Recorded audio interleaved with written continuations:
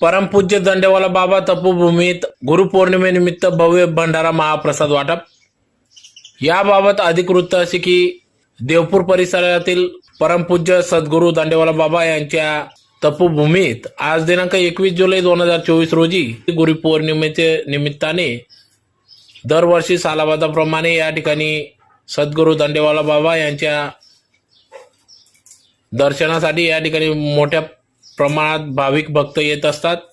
दरवर्षी या ठिकाणी भव्य महाप्रसादाचं आयोजन करण्यात येत असतं। तर आज दिनांक 21 जुलै 2024 रोजी सकाळी परमपूज्य दंडेवाला बाबा यांच्या प्रतिमे पूजन करून 11 ते 3 दरम्यान भव्य महाप्रसाद भंडारा वाटप करण्यात आला।